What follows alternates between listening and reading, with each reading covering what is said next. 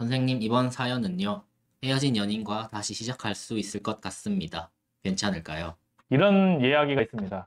헤어진 연인이 다시 만나면 똑같은 이유로 헤어진다. 왜 헤어지느냐?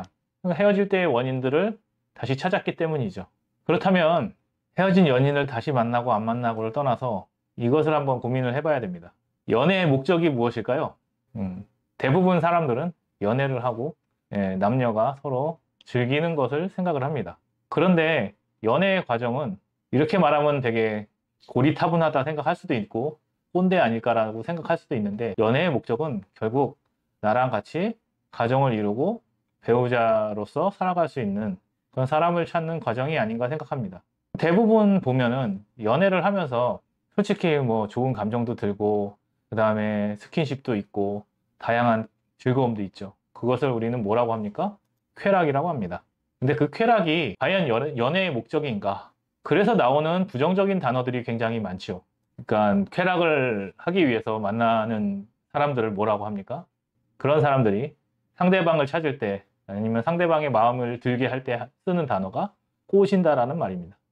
그럼 그 꼬신다라는 것은 무엇일까요? 나의 마음과 상관없이 그 사람에게 기분을 맞추고 그 사람으로부터 받을 대가를 얻어내는 것이죠. 그 얻어내는 것이 무엇일까요? 그게 쾌락이라는 것이죠. 그래서 상대방에게 무엇을 자꾸 제공을 하냐면은 호감을 얻으려고 합니다. 그래서 그 호감을 얻어내서 그 호감을 극대화시키는 것을 뭐라 그럽니까? 매력이라고 그러고, 그것을 하는 행위를 매력 어필이라고 합니다.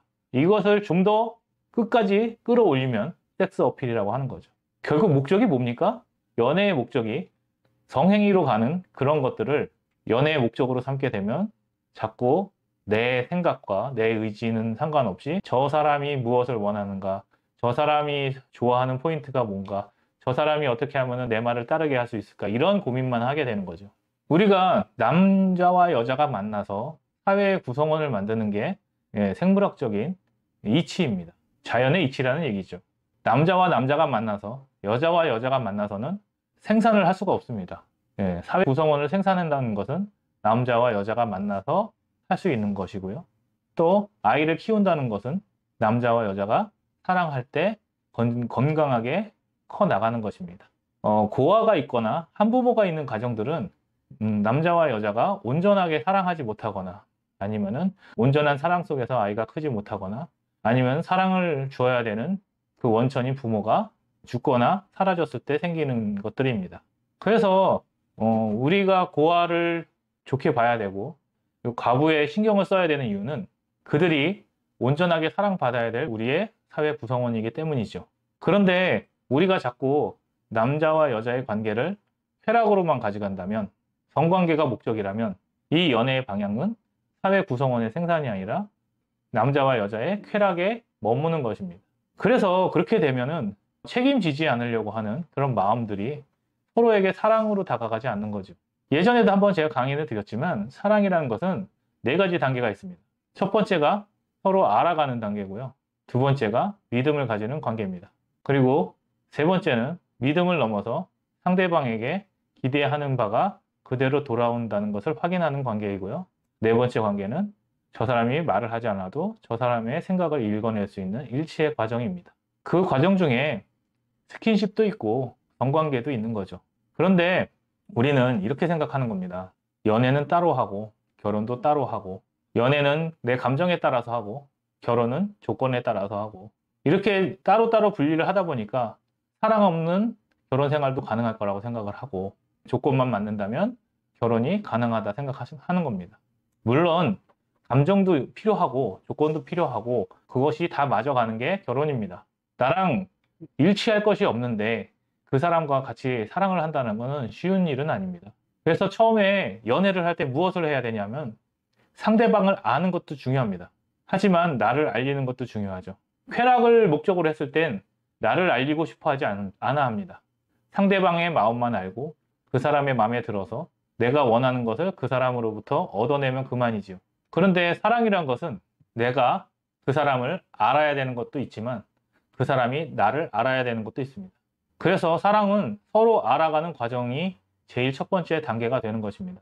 그래서 나를 알리지 않고 상대방을 알려고 하지 않는다면 거기에서는 사랑이란 것은 싹틀 수가 없습니다. 그런 관계를 쾌락의 관계라고 이야기하는 거고, 그렇게 쾌락만 찾아서 사는 사람들을 육체적인 관계로만 가려고 하는 쾌락주의자다라고 얘기하는 거죠. 우리는 사랑에 안다라는 개념들을 좀 더 살펴볼 필요가 있습니다. 그냥 인연으로, 연인으로서 어떤 즐거움만 추구하는 것이 아니라 내가 그 사람을 알아감으로 인해서 쌓이는 신뢰에 대해서 더 깊게 생각해 봐야 된다는 거죠. 헤어진 연인의 가장 큰 문제는 무엇이냐면은 신뢰가 깨졌다는 겁니다.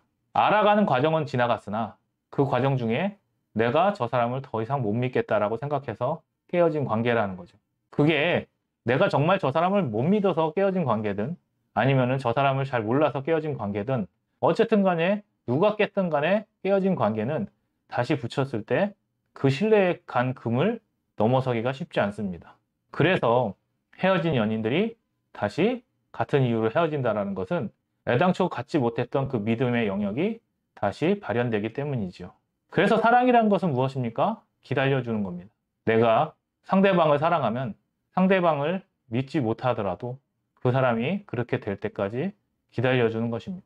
그 과정 중에 내가 갖지 못했던 믿음도 생기는 것이고 그 사람이 거기까지 도달했을 때 서로에게 믿음이 생기는 거죠. 그런데 자꾸 이런 식으로 보는 겁니다. 저 사람은 나한테 뭘 해줄 수 있을까? 저 사람은 나에게 뭘 해줄 수 있을까? 나는 저 사람과 있으면 내가 기쁜가? 나를 중심으로 생각하다 보면 그 사람과 맞춰갈 수 있는 게 하나도 없습니다. 그런데 저 사람이 이런 걸 좋아하니까 내가 이런 걸 희생할 수 있고 이런 건 내가 희생 못하니까 저 사람한테 좀 기대서 이런 거를 좀 받아야겠다. 아니면 이런 거는 서로가 좀씩 양보를 했으면 좋겠다. 이런 생각을 갖고 계속 대화를 하고 서로를 맞춰가다 보면 이 사람은 나랑 평생 가게 되면 이런 것들을 맞춰갈 수 있는 그런 사람이구나 하는 믿음이 생길 것입니다. 그런데 그렇게 하지 않고 내 조건, 나에게 맞는 조건들만 보기 시작하면 과연 이 사람들이 나한테 무엇을 해줄 수 있을 것인가? 얘만 초점을 맞춰지는 겁니다. 그래서 집은 몇 채 해올 수 있냐? 직장은 어딜 다니고 있냐? 아니면 이 사람이 부모님의 재력은 어떻게 되느냐? 이런 것에 신경을 쓰이게 되는 거죠. 그것은 부차적인 겁니다. 결국에 결혼 생활을 누구랑 하게 됩니까? 독립된 성인 둘이 하는 겁니다. 그런데 상대방이 부모로부터 독립이 되어 있는가의 여부가 가장 중요하고 그 다음에 그 사람이 어떤 생각을 갖고 사는지가 가장 중요한 겁니다. 더 중요한 것은 나는 무슨 생각을 하고 사는가가 더 중요한 거죠. 대부분의 사람들은 내가 무슨 생각을 하고 있는지도 파악을 못할 때가 있습니다. 그러다 보면 저 사람이 나한테 맞춰주는 것은 그냥 나에 대한 쾌락의 부분이지 진정으로 나를 알아가는 과정이 아닌 것이죠. 그러니까 첫 번째로는 나를 잘 알고 나를 잘 표현할 수 있어야 됩니다. 그리고 상대방의 이야기를 듣고 상대방을 잘 알아야 되는 거죠.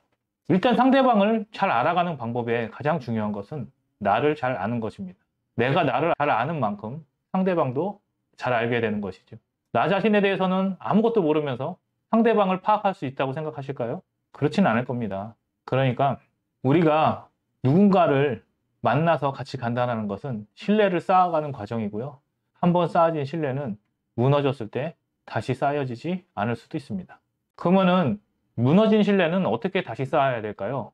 그것은 내가 만약에 상대방에게 잘못했다라고 하면은 진심으로 그 상대방에게 사과를 하고 그 사과 아래서 다시 시작해야 되고 또 그 다시 시작은 참아내야 될 것들이 더 많아지는 겁니다.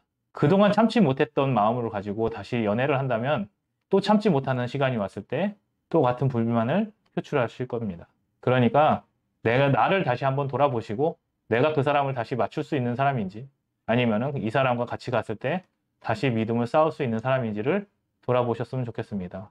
단순히 이성적으로 조건이 맞느냐 아니면은 감정적으로 이 사람의 매력에 내가 끌리느냐 안 끌리느냐를 따져보지 마시고 과연 이 사람과 미래가 믿음으로 쌓아갈 수 있는 관계인지 신뢰할 수 있는 관계인지를 보시기를 바랍니다.